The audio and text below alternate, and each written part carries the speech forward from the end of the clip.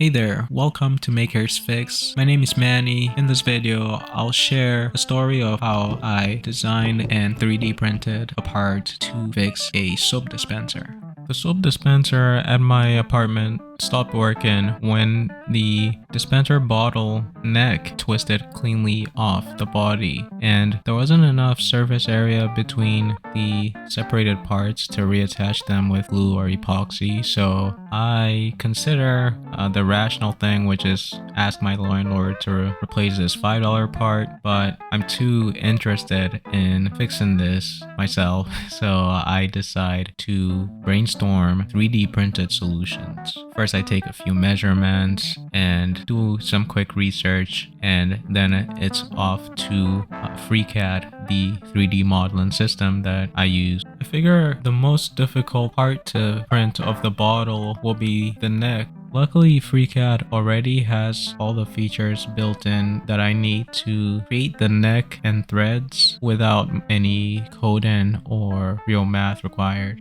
It's finally ready to print, but not long into the build, I notice the threads are way too close together just visually, and cancel it, readjust the model, and print again a couple times because the piece keeps slipping off the print bed. This time it works well enough that I'm able to confirm that it'll screw into the existing threaded flange on the dispenser. Then it's on to the next task, which is to build a big beautiful body to go along with this thick neck. I struggle to figure out what overhang will be manageable by the 3D printer, but eventually I settle on a steep one just to be safe and throw it in the slicer, start the printer, and just let it run. That is until I realized a huge oversight. I did not consider that the dispenser tube is much longer than 15 centimeters, which is the maximum print height of the 3D printer. So I'm a bit confused as to what to do until I think about using water bottles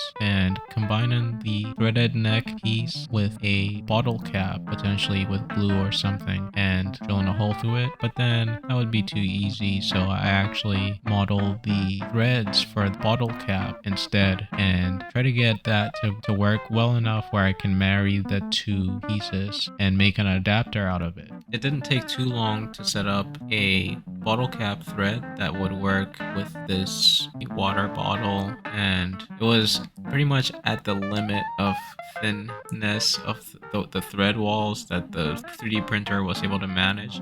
But after testing the piece, it's close enough where I decide to bind the neck thread part with the water bottle cap thread part and make a single adapter, put that in the printer to actually confirm that it'll work, and so that is what I end up using until I decide make a that's a little less sharp on the edges and more touch friendly. So remodel that adapter, reprint the piece, and I go to replace the part, and it's great timing. My buddy's already on refill duty, so we're able to make that swap, and new part works just as well as the last one.